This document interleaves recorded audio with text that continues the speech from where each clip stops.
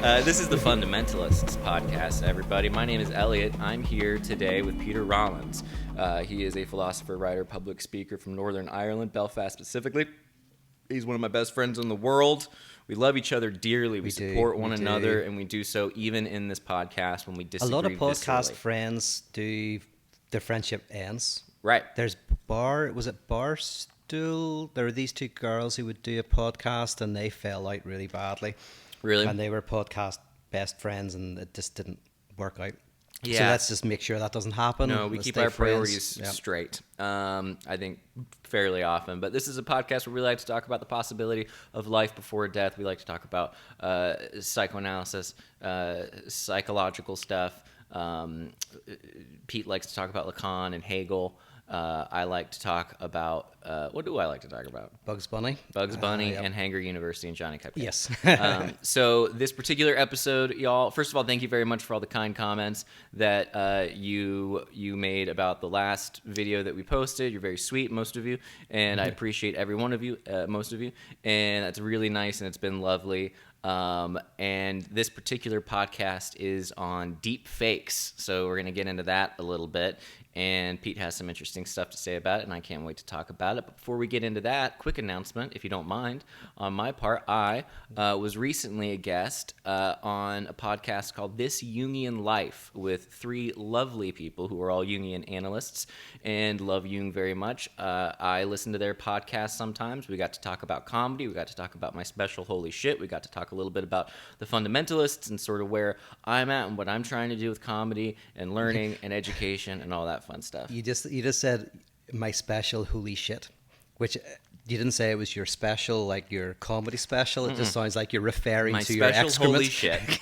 That's how I feel every morning at 8 a.m. This one's the special one. I mean, I know some people think of themselves in narcissistic ways, but I've never heard someone talk about their special holy shit. They talked about me and how my poop smelled like roses. But it's a very fun podcast. I'm not sure exactly when it goes up, but if it does, somehow I'll link in the description so you can at least see that podcast and check them out. It's very fun. I had a great time. They were sweet, lovely people. But any big takeaway? Like what was the meatiest bit of the conversation? The meatiest bit of the conversation, Pete, was we recorded it at 6:30 a.m. my time. So if you think I remember a damn thing, I don't remember anything. But no, we had some really great, some great moments where they're just, I think if people they're true analysts, and so I think that with patients who see people, and I think that they're very good and insightful at reading people, and I can be very I think sometimes I will. Did they get you crying? Were you crying? I wasn't crying, but there were a few moments actually where I did get a little. Not choked up, but it kind of took me aback a little bit, and I was like, "Oh my goodness, that's very insightful and very nice, and very challenging." And then there were a couple times where they said stuff where I was like, "Okay, yeah, that absolutely checks out." They sort of listened, I think, to some of my life narrative and made sense out of it that made it sound very lovely and very positive. And I was like, "Well, shoot, I'm gonna do this all the time, make me feel so good." But it was very cool.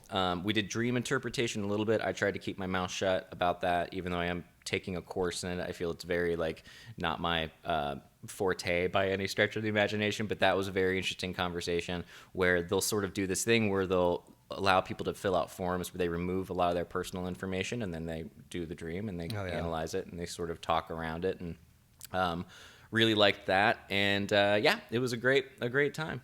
Very and cool. then by the time I was done, it was still early morning, which is I was like, oh, this is when Pete's awake. I know, it's lovely, isn't it? It's lovely. Yeah, it was lovely. You wouldn't want to do it on a regular basis. No, God, no. The Jungians, by the way, they're much nicer than the Lacanians. Like Lacanian analysis, it's like going to see an Irish guy. They'll just take you apart. They're exactly. There's no care or comfort. It's very harsh. Whereas harsh Freudians, as Jazz and Peep Show says, but the Jungians are much more soft. Mm-hmm. Yeah. Sweet, loving. Yeah. One of them. I mean, they almost therapeutic. You would say. You almost therapeutic, almost like therapists. Yeah. So check it out, folks, if you would like. It'll be very fun, and hopefully, I don't come off too tired or convoluted or compensatory with how fast I'm talking. That's what I can do sometimes. I'll talk so much, like I'm doing right now, that it creates a wall of impenetrable words that people have to be like, oh, wait a minute. I think let's go back to what you said here, and then I'd be like, oh yeah, sorry. Yeah.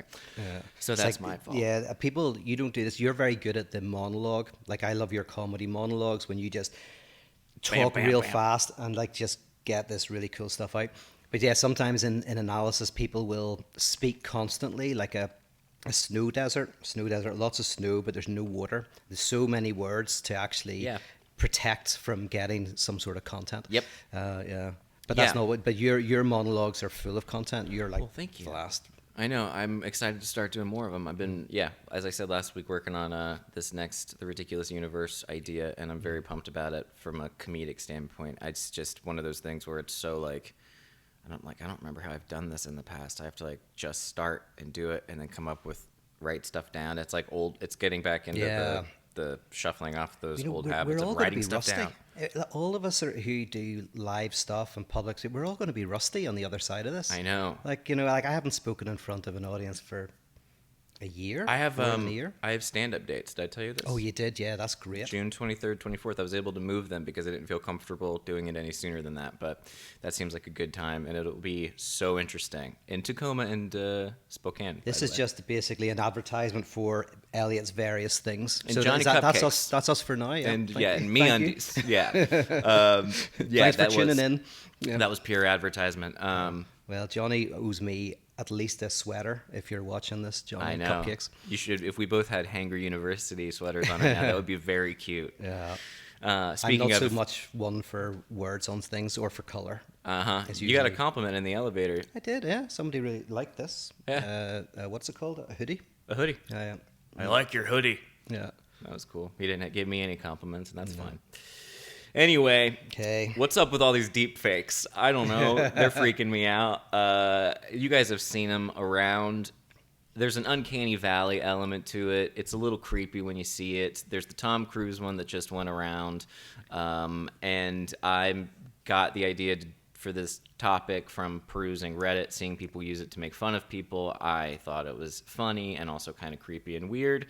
And I've heard other people talk about how deep fakes are potentially in the future going to cause like a lot of problems. Like there could be very soon people who are able to actually fake things from prominent figures in a way that could cause actual damage.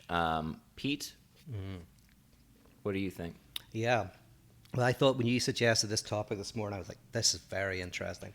Because my first thought was that every new technology actually tells us something about our own subjectivity in a really interesting way. So stuff that's kind of known in maybe academic circles, the technology kind of makes almost apparent. So I was thinking of like, first of all, Instagram is a good example of the first one. So Instagram and Facebook, they offer. Oh, there's the air conditioner. I'll just run and turn that off. Will I? What do you feel in your heart? Yeah. Hold on. You cover for me.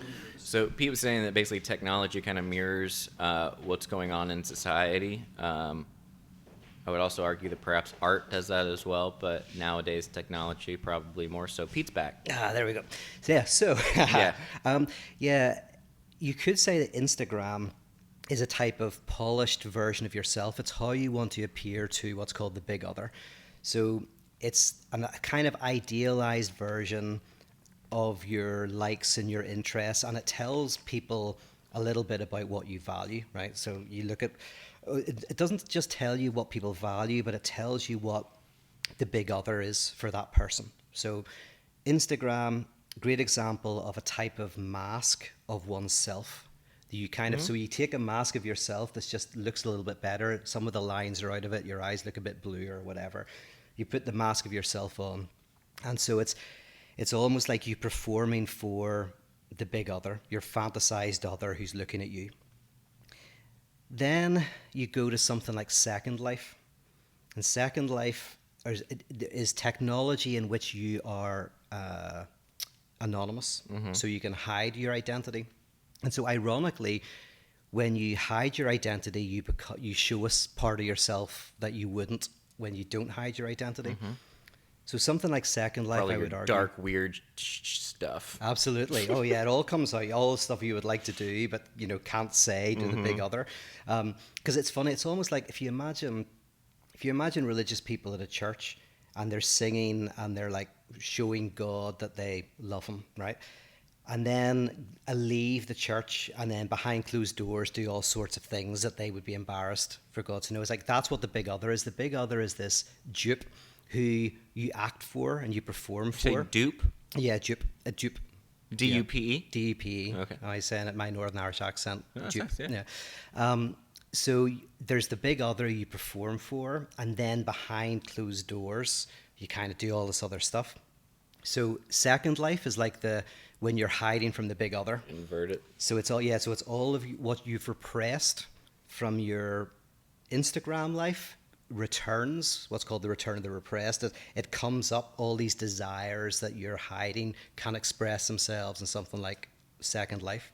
Which I couldn't even tell you what that looks like. I really don't know what I did it once, is. but this is 15. I mean, when it first appeared, Second, I don't even know if it still goes. I think it does, but I did it. It's huge. Oh yeah, it was huge, and it is crazy. It's like a whole world, and you can do anything you want. There's like sex parties. It's like Burning Man, you know. Like, yeah. There's sex and drugs, and you can, try and work out ways to kill people or whatever. It's all just all people's id. Yeah. Expression can happen like there. Sims. Was that? Like Sims. Like Sims, yeah. I guess it's but like with that. real people behind every sim. Yes. No non-player characters, which is where we're going to go to with deepfakes.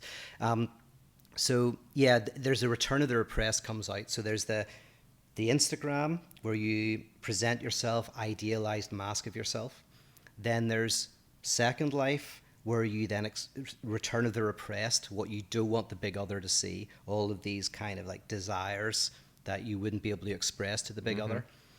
And then deepfakes.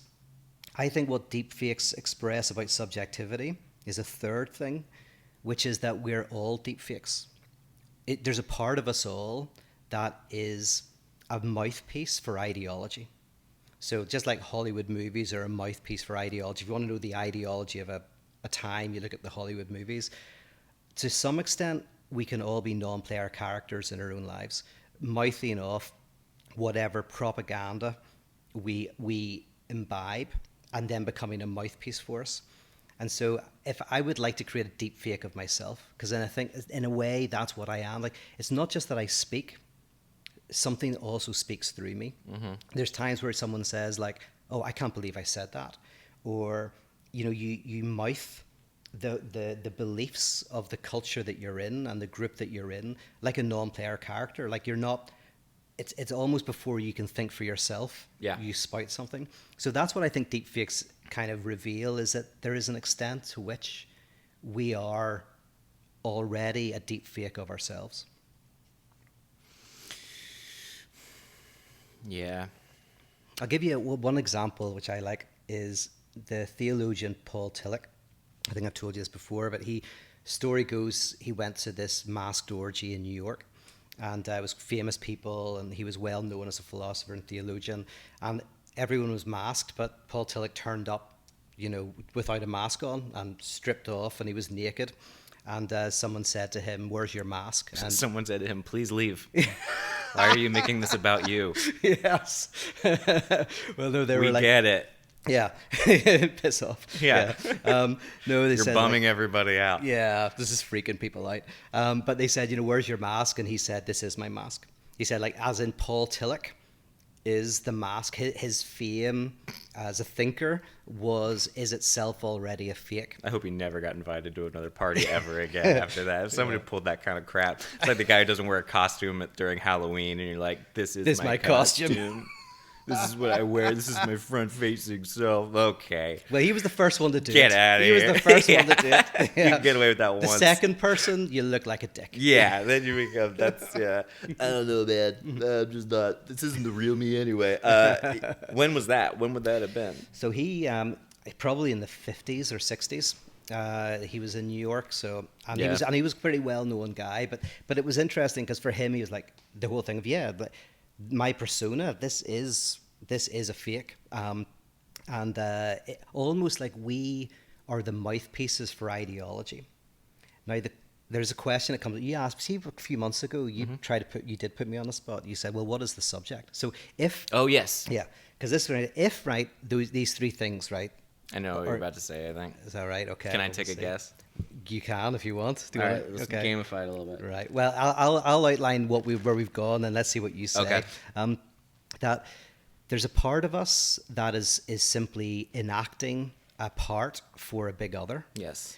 There's a part of us that is simply the return of the repressed, an element of ourselves that we can't show to the other, that becomes this dark desire, which is then expressed in, say, the second life. And then there's a part of us where where we are simply the flow of life. We are spoken by our society. We become a mouthpiece for ideology. So there's three elements of our subjectivity. Well, I didn't really get the third one, but which is just you are in a sense, like you, just like a religious person, whatever religion they're born within, that will often be the religion that they just speak before they've thought for themselves. They're just a mouthpiece. It's in their DNA. You can't get it out. So there's three elements. So the subject would be. What is the subject? Yeah. Well, give context to what I meant when I said that, because it was something about. Yeah. So we would probably differ in our ideas of there being like a self and like an actual unique individual, because you would probably argue that self, quote unquote, is just the space in between the performance for the big other and the flow of the like id or return of the repressed material. So where those things intersect through life is where you get what you would call, say, a personality.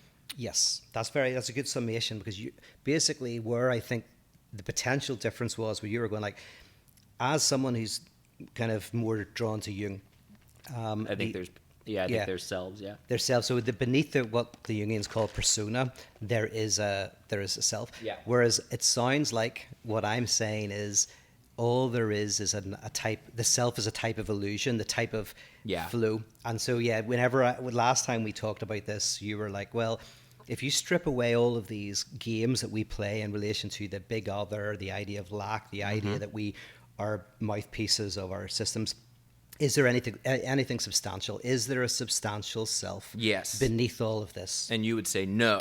I would say no, but then, of course, you would then say, well, then why do we have a sense of self? There you go.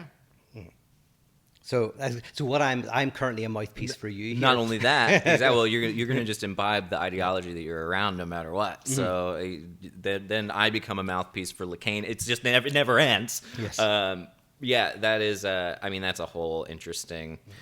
I love the idea of it. I think it all is very not that far off. I think that if you have this idea of yourself being caught in the middle of your performing for the rest of the world and your darkness, shadow, repressed, whatever you want to call it, the dirty stuff, bad boy things, then I can see that, because it's like you rub these two absolutes, these unstoppable force and immovable object together, you're going to get little sparks in the form of what we call now people.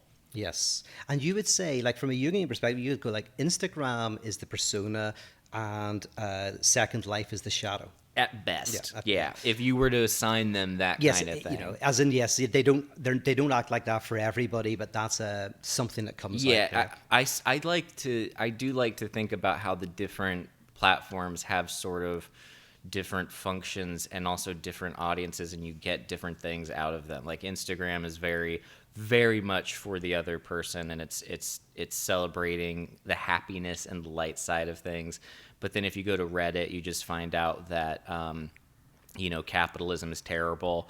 And then if you go to Twitter, you find out that conservatives are terrible. And if you go to Tumblr, and if you go to Facebook, you find out that liberals are terrible. Like everywhere has their own.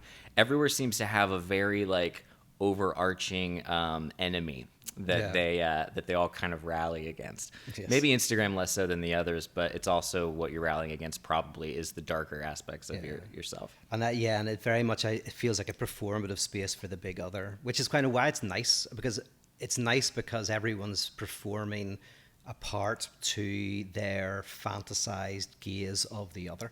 Yeah. Which is why, so that makes Instagram a less, it feels less toxic.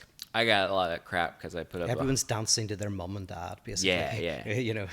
I put up some stories the other day, and I got a lot of crap about it because I got a hummingbird feeder. Oh, I saw that. I really enjoyed this. Thank you. It was very funny. Your apology as well. Yes. I just got to plug. Got to keep the plugs coming. But I got a hummingbird feeder and I was stoked about it. And I was like, this is going to be the most innocuous Instagram story ever. It's just like lifestyle. Like, this is what I'm doing. I'm putting up a hummingbird feeder. I got a little hummingbird nectar. I got so many responses about how it was the wrong kind of hummingbird nectar and I shouldn't use that and I should only use the homemade kind and it can be really damaging to them. And what they don't understand is you actually want to kill the hummingbirds. Exactly. That's what it's like. As I was reading, I was like, do people think I'm like out here killing hummingbirds? Yeah, So now, since then, though, I've been like, I read the reviews on this stuff, and now I'll make my own nectar, and I'll make sure that it's poisonous. I'll make sure that it kills the hummingbirds. It'll have a little whiskey in it. I put it. I got all these messages, and I was like, and now every day I'm like, in addition to checking to see if the hummingbirds have started to drink this toxic waste I'm giving them, now I'm checking below to see if any of them are getting hurt. Or dying, and I'm like, this isn't what I wanted it to be at all. Like, I just wanted to have little. I love hummingbirds, and so I was like, you can't. And it just took me a second to go, it's fine. You'll make your own nectar next time, and they're probably all very well-intentioned folks who know a lot more about. Well, actually, that's the other do. thing. There's potentially It's very hard to tell the difference between a well-intentioned critique and a not well-intentioned critique. It is. So maybe, and most of it is what form you're in personally, as in what form am I in as to whether I read it well or badly. Although I like negative. I'm from Ireland, so we like negative, because that's how people show love. So probably I see some attacks on me as loving. It's kind of good being Irish for that. Is like someone says you're a dick. Is that Irish, or are you just insane? No, it is quite. I had to tone it down when I came to America because I would be kind of like nasty to people I know, and then they would say like, why are you being so rough on me? I thought we were mates. I'm like, shit, that's what we do.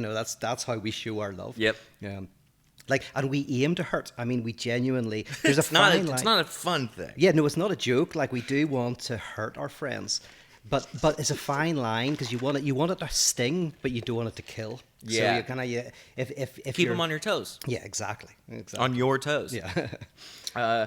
It's all very fast. So subjectivity. Because how is there a substantive subject beneath the persona and whatever, or not, and then how do we conceptualize the subject? That's the question, isn't it? Yeah, I mean, sure, I'm down for that. I like where this is going. Okay. I would say so. Yeah. You would say probably not. Yes. Well, I would say, the two extremes are wrong. I would say the idea that there's a substantive self is wrong, but also that there is no self is wrong, except for people who are suffering from a psychotic break, right? And so the question is, what kind is... of all of us right now? Yeah. We're all teetering. Well, I was talking to someone today who has a psychotic structure, and it was funny talking to them about this because, so what Lacan would say, he talks about this thing called a unary trait, and it's a difficult concept, and the way I understand it is that we do things like we are in life, things are flowing through us. When we're kids, we kind of take on what we're given and all of that, but there's a certain point at which we mark ourselves, we countersign what's happening within us. So we kind of go, right, this belief that is happening through me, I'm going to countersign it. I'm going to acknowledge it. I'm going to count it. And so what happens is, like in prison, whenever you kill somebody and you put a dot, like a tattoo, a little dot, right? Or a teardrop or something like that. What's that for?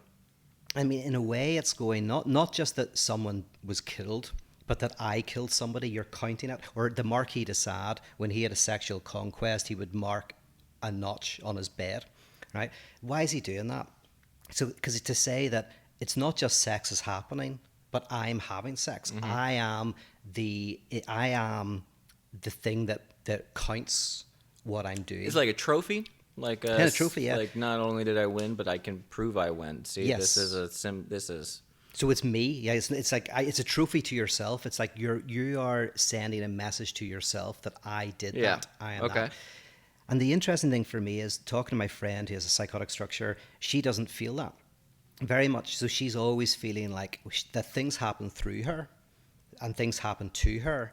But for the psychotic individual who especially in a psychotic break. So when someone's having a psychotic break, they literally don't have a sense of I. Like things are happening, but they might think that FBI are chasing them. They might have to do certain kind of things. They might think they're the devil or God. But there's this absolute fluidity where they are almost like taken up by something. They're just taken up.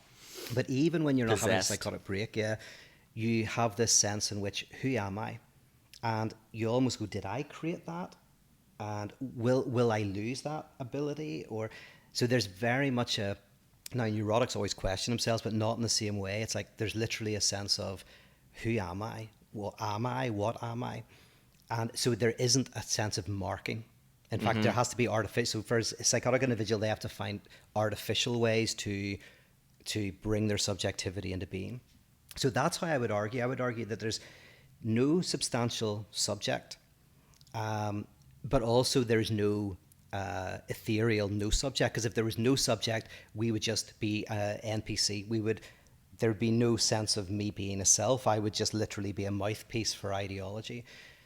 So I think the way that Lacan talks about it is that the subject is a type of marking what happens within your body, a type of countersigning what is going on within you, almost like a taking responsibility for your destiny, a taking responsibility for what flows. That's how I would say subjectivity is. But you want to say it's more substantial? You want I to say like it's the more... idea of it being more substantial. I think that there's a very good possibility that what you're saying is 100% correct.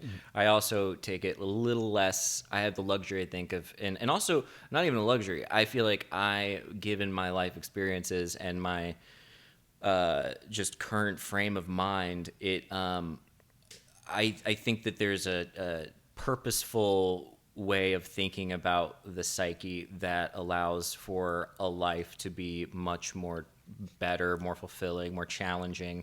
Not to say that there's some sort of like wonderful salvation or utopian end to all of it, or if you follow a certain path that you will become so enlightened that all of your problems will go away.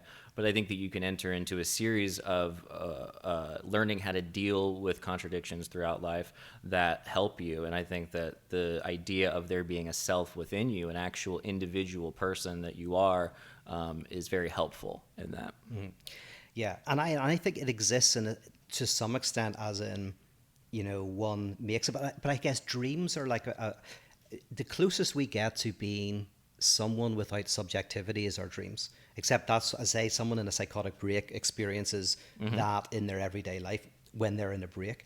But so every night you have a dream. That's a kind of like an inner world without subjectivity. Oh, dreams are the coolest thing in the world, because they are completely you, and yet they're also, you're not a subject within them. So like that's why you're everybody in your dream. Your dream is everybody. Yeah. And yet you're as a subject, unless you're in a very light dream. You can some people can control their dreams and put themselves in them, but that's almost like more of a daydream. But mostly when you dream, trance, you're both completely everything in your dream, but you're not an agent. You're not an agent in the dream.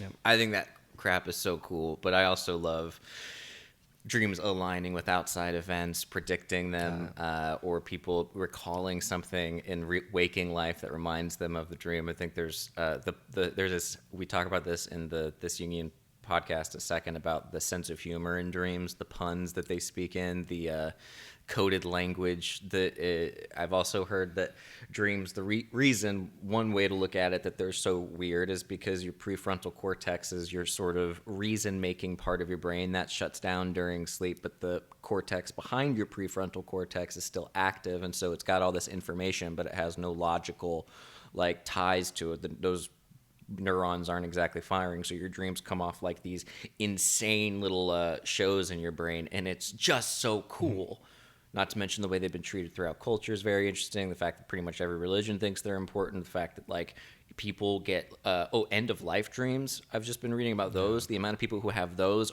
is insane. Like everyone. Like I didn't know that. I thought it was like a once in a, probably I guess it would be once in a lifetime if they're end of life. But like, what do you mean by an end of life dream? As in a dream that one has at the end of their life? And what is that?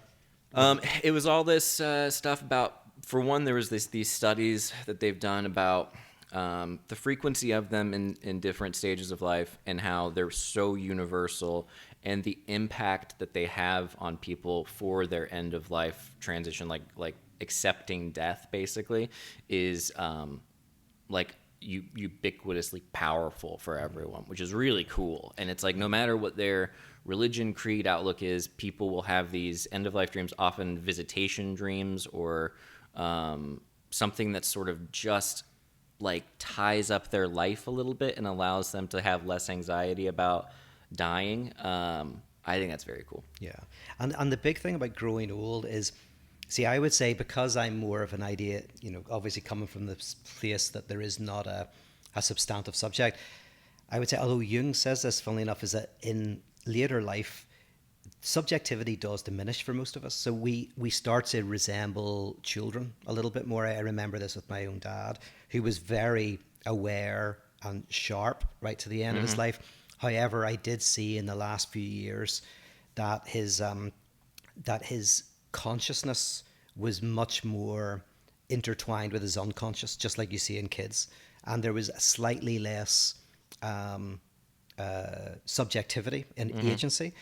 And that's a very good thing, because to be honest, near the end of your life, you kind of would prefer to be in a more dreamlike state. Yeah. Rather than going, I'm going to die, I'm going to die, I'm going to die. Right. So, oh God. Nah, that's what the years leading up to it are for. So it feels like your substantive, for most people, your substantive sense of subjectivity starts off, relatively young, goes through until, you're relatively old. But in the last few years, it begins to mold away again. The bell curve starts going right back down into the and I guess the dirt. Yeah, because so that's different from it. Maybe connected to this idea of end of life dreams. I want to hear you talk about that, but I guess once you're at that very end of life and you're kind of largely in a type of unconscious, then you're kind of disconnected from reality. Is that what it is, or is it? I mean, this was more about the effects that these particular dreams have on people and the way that they... so they have a dream, they wake up and they feel... Yeah, they feel much better. And then, I was just truly surprised by how common it is, to the point that they were talking, one of the papers was talking about like healthcare workers and like hospice workers and stuff. And it was sort of a call to take these things... to take them seriously from the vantage point of the people having the dreams, because they are so profound and can have such a positive effect that it's worth just listening to what they are. And I think that that's pretty much, goes without saying, but it's kind of interesting that it seemed to have needed to be said, I guess, in some way.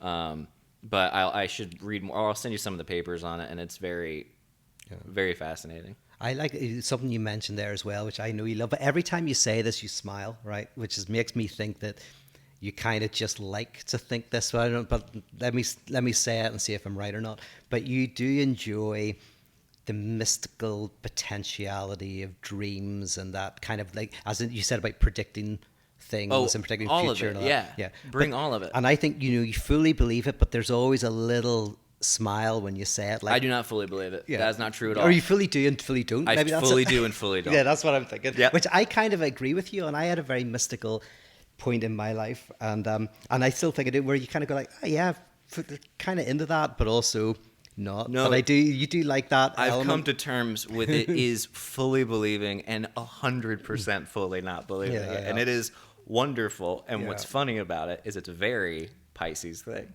It's very what? Very Pisces. That's like the only aspect of myself I've ever heard where people go, where I've been like, oh crap, that one actually makes total sense in that realm, because even the symbol is like two fish and all that, and you see both sides constantly, and that's pretty much my entire existence, is being able to be like, okay, I can kind of see that.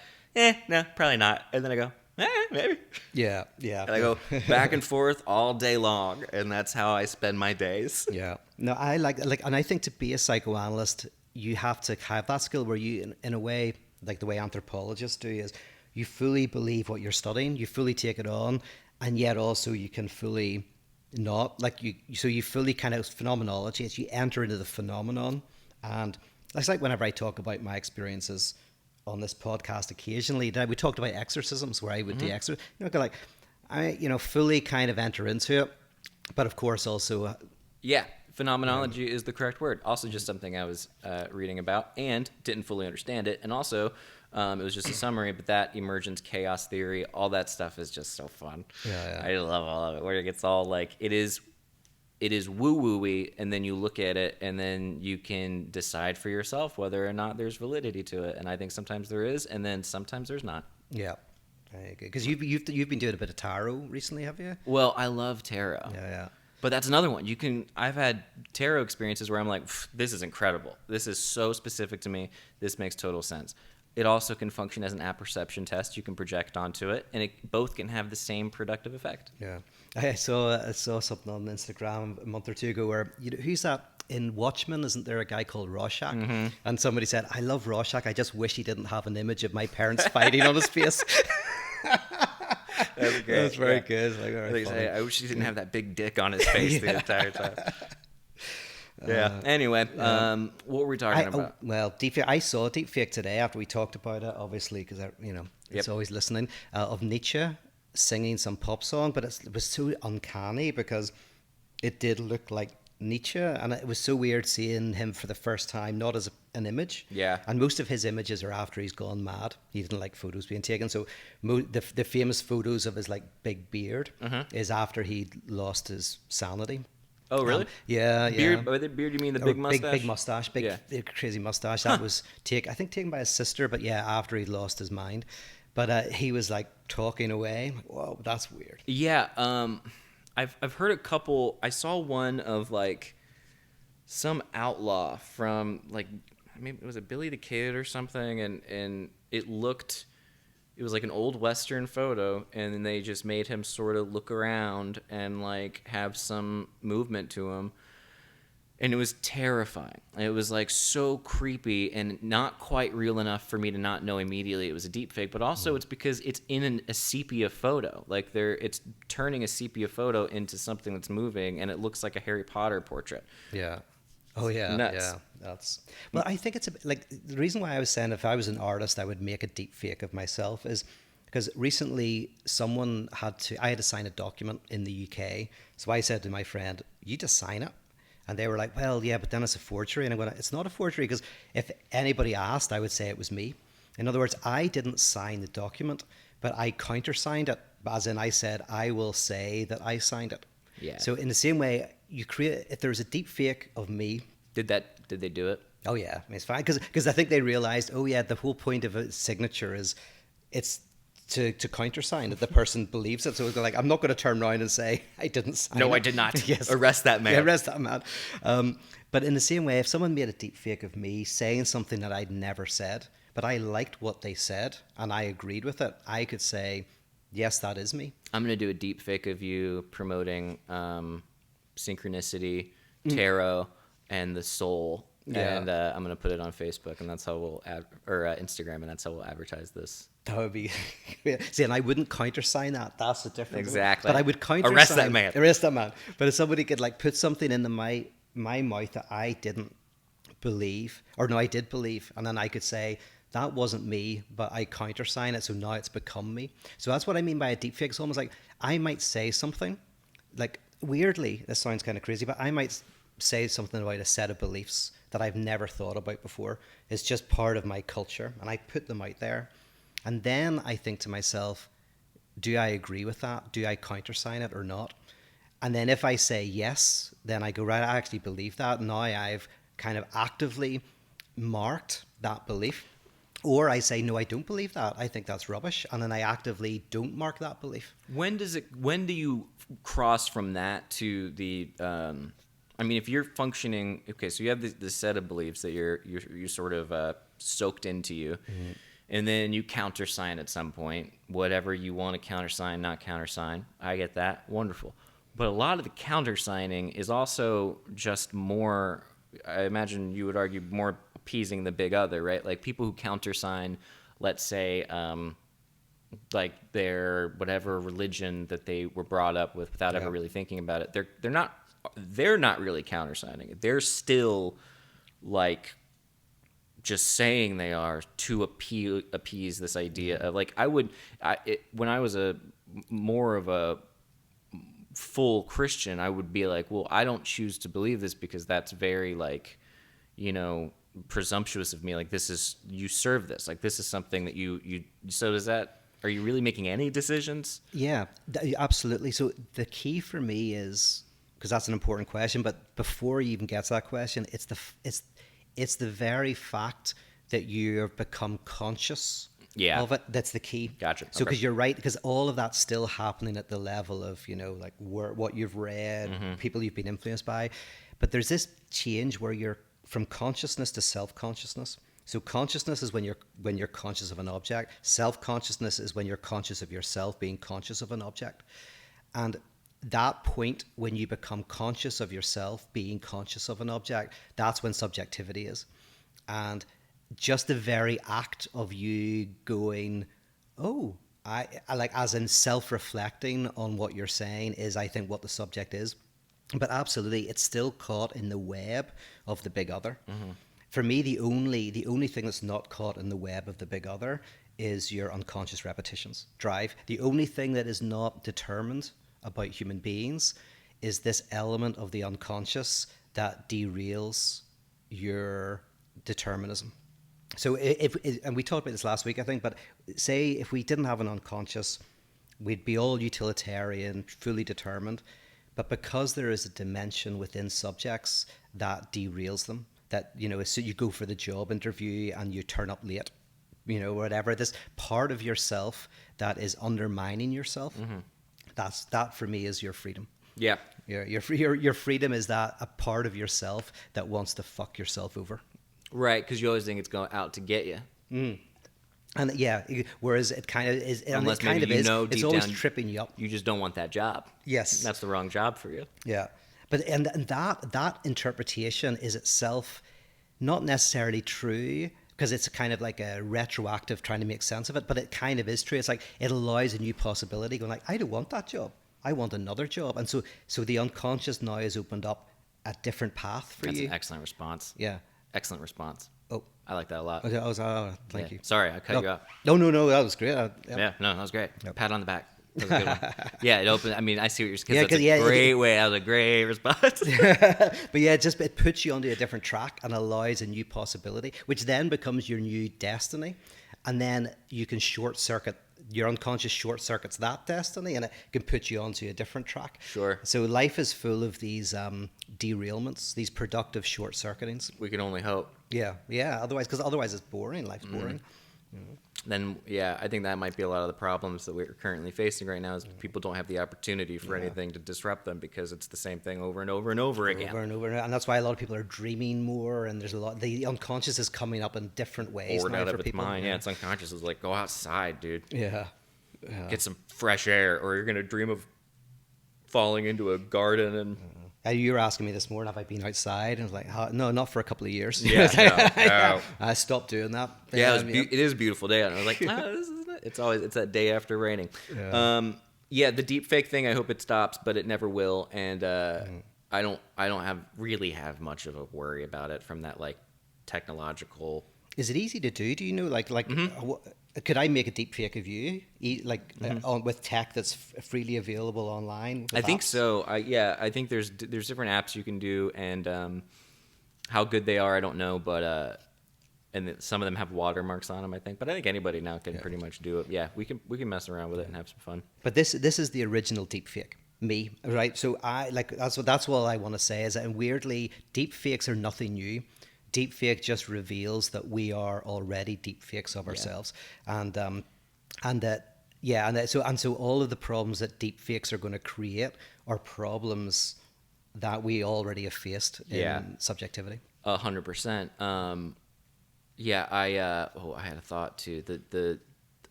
stuff I worry about with technology and social media is so like obscure and big that the deep fake thing is just one more thing where I'm like, what I don't like is the filters on Instagram that aren't deep fakes. They just make you look slightly better. Oh yeah. Because they're not effective enough that I know it doesn't fool me when I use it. Like I'll try to use one of those, like even the basic filters that you use on Instagram story or something, they have that, like, I think it's Paris or something like that. And it just makes you look a little prettier. Yeah. Just gets rid of the lines. Yeah. But too much. Yeah, right. Yeah, I'm like, that doesn't, I feel like I'm hiding something. And I guess that's the point. But it also, like, I can tell when other people use it, and I don't mind when other people use it. I'm like, who gives, like, of course, make yourself look however you want to make yourself look. But I just wish I could get, what does that say? That I'm too uncomfortable making myself look slightly better. Yeah. I mean, there was a movie I saw, I forget what it was, but I think what happened is the movie was you put on like a 3D thing or a virtual reality kit, but there are real physical bodies that are made, that are constructed, that you are. So I would be sitting in my chair right now, but would be walking around outside. And, you know, that could be the future, is that I get a younger, better looking version of myself. Yeah. And then I sit, and I'm getting old, and I sit on my bed with my 3D set on. But a better looking version of me is walking around outside chatting Ready to people. Player One.